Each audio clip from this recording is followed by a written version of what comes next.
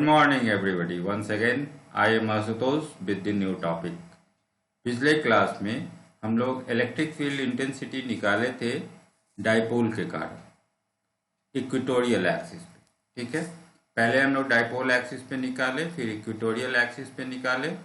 अब हम लोग एक जनरल पॉइंट पे निकालने की कोशिश करते हैं। तो electric field intensity due to an electric dipole के कारण एट एनी पॉइंट, कहीं भी ये पॉइंट हो, तब हम कैसे फील्ड इंटेंसिटी निकालेंगे। ओके, तो देखिए सबसे पहले एक डाइपोल बनाइए।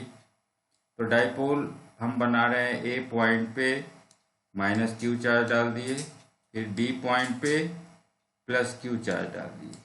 ओके, दोनों के बीच का सेपरेशन ऑलरेडी 2a होगा और इसका हम डाइपोल मोमेंट मान रहे हैं पी वेक्टर। ओके, ये डाइपोल मोमेंट आपका पी वेक्टर है, ओ आपका सेंटर है। अब हम कोई पॉइंट सेलेक्ट करते हैं। तो ओ पॉइंट से आर डिस्टेंस पे एक पॉइंट सेलेक्ट करते हैं पी। ठीक है, ये जो पॉइंट है वो सेंटर से आर दूरी पे है और ये जो डाइपोल मोमेंट पी वेक्टर है इससे ये थीटा एंगल बना के, ये एंगल थीटा है आपका। ओके, तो ये कोई भी जनरल पॉइंट बन गया। जो डाइपोल मोमेंट जो आपका डाइपोल दिया हुआ है उसके डाइपोल मोमेंट से थीटा एंगल बना के और सेंटर से आर दूरी पे ये पॉइंट है। इसमें ये फायदा है कि अगर थीटा को हम 0 कर दें तो ये पॉइंट डाइपोल एक्सिस पे आ जाएगा। इस एंगल को अगर आप 0 करेंगे तो ये पी पॉइंट यहाँ से घसक के यहाँ आ गया तो डाइपोल एक्सिस पे आ गया। और अगर थीटा को आप 90 कर देंगे तो आप इक्वेटोरियल पॉइंट पे पहुंच जाएंगे। तो इसमें दोनों ही केस इंक्लूडेड हो जाएगा। ओके, तो हमने डाइपोल बनाया और आर डिस्टेंस पे पॉइंट है पी, तो पी पॉइंट पे हम फील्ड इंटेंसिटी निकालना चाहते हैं। फील्ड इंटेंसिटी कितना होगा। ओके, तो अब हम क्या करेंगे इसके लिए। तो इसके लिए हम पहला काम करते हैं कि इस डाइपोल मोमेंट को 2 दिशा में पहले ब्रेक करते हैं। ये जो पी वेक्टर है इसको हम 2 दिशा में ब्रेक करते हैं। एक पी का इस दिशा का कंपोनेंट, ये एंगल हम थीटा लिए हैं, तो पी का इस दिशा का कंपोनेंट हो गया पी कॉस थीटा। ओके, और पी वेक्टर का इस दिशा में, इसके ठीक परपेंडिकुलर दिशा में हम कंपोनेंट निकालेंगे, तो इस दिशा में कंपोनेंट हो गया पी साइन थीटा। ओके, तो ये 2 कंपोनेंट हो गया आपका जो दिया हुआ डाइपोल मोमेंट था उसका 2 कंपोनेंट, एक पी कॉस थीटा और ठीक उसके परपेंडिकुलर डायरेक्शन में पी साइन थीटा। ठीक है, तो अब हम इस डाइपोल को 2 डाइपोल का कॉम्बिनेशन मान सकते हैं। एक डाइपोल A1 B1, ठीक है, जिसका dipole moment P cos theta है, और एक डाइपोल A2 B2 जिसका dipole moment P sin theta है। क्योंकि इन दोनों डाइपोल मोमेंट को अगर हम वेक्टोरिकली ऐड करेंगे तो हमें ओरिजिनल डाइपोल मोमेंट P मिल जाएगा। Okay, so now the given dipole AB may be considered as the combination of 2 different dipoles. One is A1 B1 and another is A2 B2. ठीक है, तो ऐसा करने से आपको फायदा क्या होगा। फायदा ये होगा कि अगर हम A1 B1 डाइपोल लेते हैं जिसका dipole moment P cos theta है, तो अब ये इस डाइपोल के लिए ये जो पॉइंट P है, सेंटर से आप देखिए R दूरी पे पॉइंट है P, तो ये पॉइंट P इस डाइपोल के लिए डाइपोल एक्सिस पे आ जाएगा। ओके, और अगर हम दूसरा डाइपोल A2 B2 लेते हैं तो अब इस डाइपोल के लिए ये जो लाइन है ये इसका परपेंडिकुलर बाइसेक्टर बन जाएगा, तब ये P पॉइंट इक्वेटोरियल लाइन पे आ जाएगा। ओके, तो इससे फायदा होगा कि हम इन दोनों के कारण यहाँ पे रिजल्टेंट इलेक्ट्रिक फील्ड इंटेंसिटी पहले इलेक्ट्रिक फील्ड इंटेंसिटी आराम से निकाल सकते हैं और फिर इन दोनों का रिजल्टेंट निकाल के नेट फील्ड इंटेंसिटी निकाल सकते हैं। ओके, तो इस डाइपोल के कारण देखिए A1B1 जो डाइपोल बन रहा है, जिसका dipole moment P cos theta है, इसके सेंटर से आप कितना डिस्टेंस चल रहे हैं, इसके सेंटर से R डिस्टेंस चल रहे हैं, तो ये P पॉइंट मिल रहा है। तो आप डाइपोल एक्सिस वाले फार्मूला को यूज कर सकते हैं। इसके कारण जो फील्ड इंटेंसिटी होगा वो E1 होगा। आप पढ़े थे डाइपोल एक्सिस में डाइपोल मोमेंट के दिशा में होता है और इक्वेटोरियल एक्सिस में डाइपोल मोमेंट के दिशा के ठीक अपोजिट दिशा में होता है। तो इसके कारण फील्ड इंटेंसिटी E1 का वैल्यू क्या आएगा, तो वो हम डायरेक्टली लिख सकते हैं। देखिए जो हमने बोला है वो यहाँ लैंग्वेज में लिखा हुआ है। डाइपोल मोमेंट P को हमने दो दिशा में तोड़ा, P cos theta, P sin theta. उसके बाद जो डाइपोल मोमेंट है, जो ओरिजिनल डाइपोल आपका AB है, इसको दो हिस्से में बांट दिए, एक A1B1 और एक A2B2, और दोनों के कारण हम निकालेंगे अलग अलग।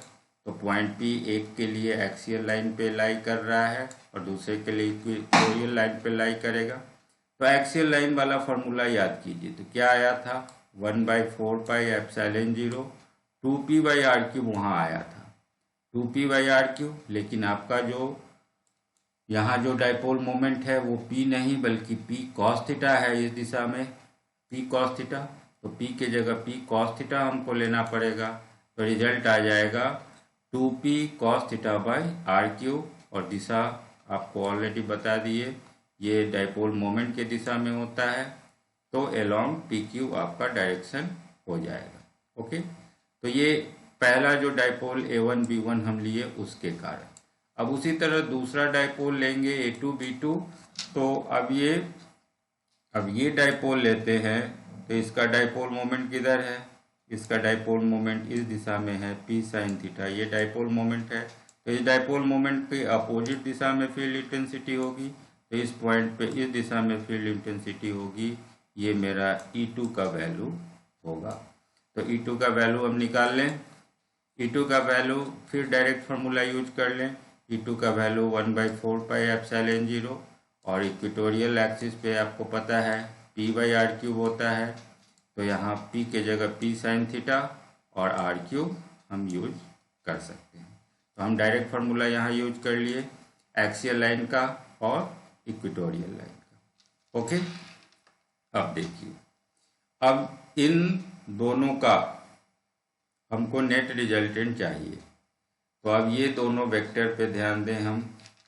एक वेक्टर E1 इधर है और दूसरा वेक्टर E2 इधर है, और इन दोनों के बीच का जो एंगल है वो 90 डिग्री। इन दोनों के बीच का एंगल आपका 90 डिग्री है। क्यों? क्योंकि परपेंडिकुलर है। ठीक है, तो E1 और E2 का हम नेट रिजल्टेंट E निकाल लें और मान लेते हैं ये E वेक्टर जो है रिजल्टेंट वो E1 से अल्फा एंगल बना के, तो इसकी दिशा भी निकल जाएगी अगर अल्फा निकल जाए तो। पहले हम E का वैल्यू निकालें, तो E का वैल्यू E1 और E2 के वेक्टर सम से मिलेगा। तो क्या आएगा रिजल्ट, तो E का वैल्यू आ जाएगा, फार्मूला पे डाल दें। फार्मूला आप जानते हैं, √a² + b² + 2ab cos theta. इससे हम लोग वेक्टर का सम निकालते हैं। तो यहाँ E1² + E2² + 2E1 E2, और एंगल चूँकि यहाँ 90 है तो cos 90 डिग्री। cos 90 तो 0 होता है, तो ये टर्म आपका ख़त्म हो जाएगा। सिर्फ बचेगा E1² + E2²। अब हम E1 और E2 का वैल्यू डाल दें। तो E1 का वैल्यू आप पढ़े हैं 1/4πε0 2p cos θ/r³, इसका होल स्क्वायर हो गया। और E2 का वैल्यू 1/4πε0 P sin θ/r³, अब इसका भी स्क्वायर हो गया। ओके, अब देखिए यहाँ 1/4πε0 P और r³ ये दोनों में कॉमन है, तो इसको हम बाहर ले लें। ठीक है, और स्क्वायर भी है दोनों का, तो स्क्वायर बाहर आएगा √अंडर के, तो स्क्वायर रूट हट जाएगा। तो 1/4πε0 P/r³ बाहर आ गया। अब इधर बचा क्या, तो यहाँ बचा 2 और यहाँ बचा cos थीटा। तो 2 cos थीटा का होल स्क्वायर है, तो ये हो जाएगा 4 cos² थीटा। और यहाँ बचेगा sin थीटा और इसका स्क्वायर है तो sin² थीटा। तो √4 cos square theta plus sine square theta आ गया। अब साइन स्क्वायर थीटा को हम कन्वर्ट कर दें, साइन स्क्वायर थीटा को 1 माइनस कॉस स्क्वायर थीटा लिख सकते हैं। तो एक कॉस स्क्वायर थीटा घट जाएगा, तो 4 cos स्क्वायर थीटा और माइनस कॉस स्क्वायर थीटा, ये 3 cos स्क्वायर थीटा हो गया और इसका +1 बच गया, तो 3 cos स्क्वायर थीटा +1। इधर 1/4 पाई एप्सिलॉन 0 p/r³ ये बचा हुआ है। तो now this is your electric field intensity. अब ये इलेक्ट्रिक फील्ड इंटेंसिटी का वैल्यू आ गया किसी इलेक्ट्रिक डाइपोल के कारण एट ए जनरल पॉइंट, किसी भी पॉइंट पे, that depends upon the angle theta and that depends upon the value r। कितनी दूरी पे और कितने एंगल पे आप पॉइंट चुन रहे हैं उस पे ये निर्भर कर रहा है। This is your result. अब एंगल आप निकाल लें।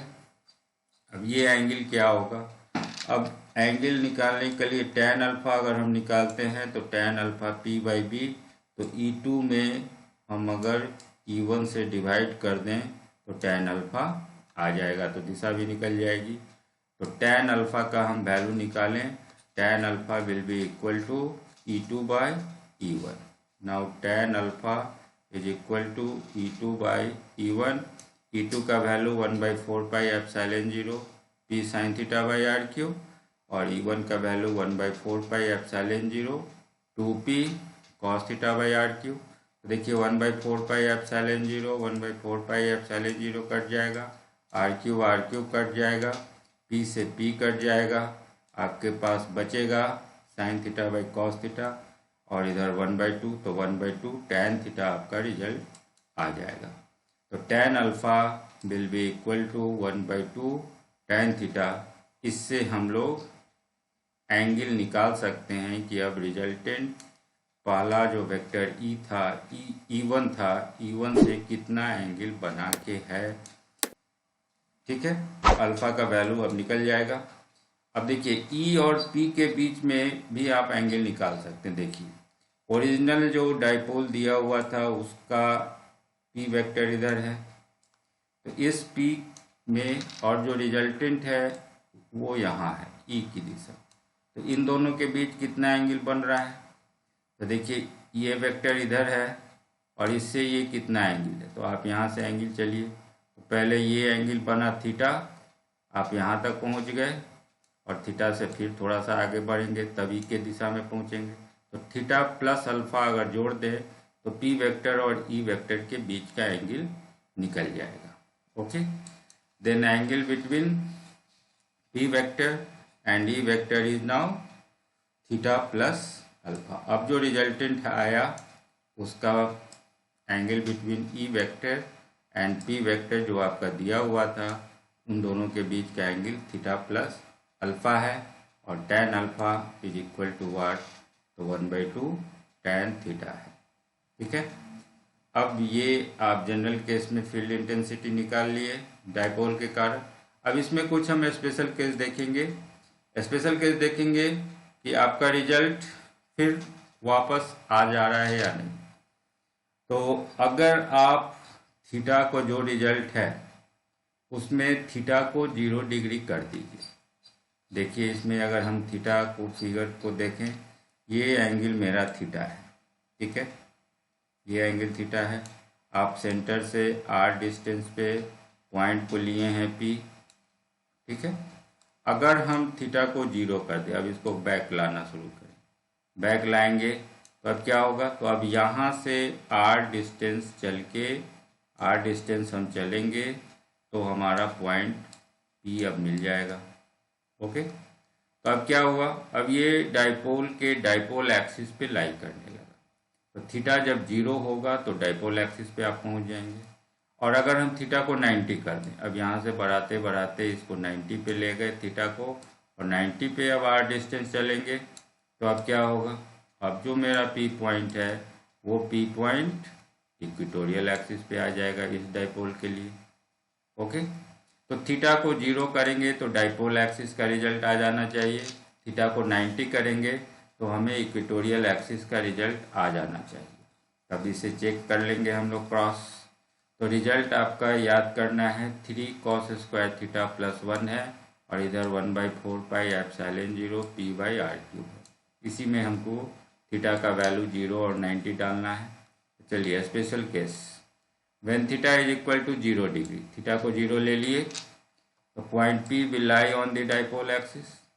तो अब 0 लेंगे तो cos 0 1 होता है, तो 3 cos स्क्वायर थीटा है, तो 3 × 1 तो 3 + 1 4 हो जाएगा। तो ये 4 रूट अंडर में है, तो स्क्वायर रूट निकाले तो 2 आएगा, तो 2p/r³। अब देखिए ये रिजल्ट वही है जो आपने डाइपोल एक्सिस पे निकाला था। ओके, अगर आप थीटा को 90 डिग्री कर दें तो रिजल्ट क्या आएगा, तो 90 डालेंगे तो cos 90 0 हो जाएगा, 0 हो जाएगा तो 3 cos स्क्वायर थीटा वाला टर्म हट गया, सिर्फ 1 बचेगा। यू विल गेट 0 + 1, तो 1 बच गया, तो 1/4πε0 p/r³ ही रह गया। It means you have got the result on the equatorial axis. Okay, तो now you have seen that electric field हम निकाल सकते हैं किसी भी पॉइंट पे। ये मोस्ट जनरल केस हुआ, इसमें दोनों ही केस इंक्लूडेड है। डाइपोल एक्सिस भी निकाल सकते हैं, इक्वेटोरियल एक्सिस भी निकाल सकते हैं, दोनों ही रिजल्ट इस अकेले एक रिजल्ट में इंक्लूडेड है। Okay, thank you very much. अगर आपको क्लास अच्छा लग रहा है तो आप अपने दोस्तों को बताएं। इसमें धीरे धीरे आप और डिटेल्ड इंजीनियरिंग मेडिकल सबका कंटेंट देख सकते हैं। जो बच्चे एक साथ बोर्ड के साथ साथ कॉम्पिटिटिव भी तैयारी करना चाहते हैं, उनको इस फिजिक्स फाइल वाले चैनल से बहुत फ़ायदा होने जाने वाला है। और जो सिर्फ बोर्ड की तैयारी करना चाहते हैं वो मेरे दूसरे चैनल ओएसिस फिजिक्स क्लासेस से जुड़ सकते हैं। ओके।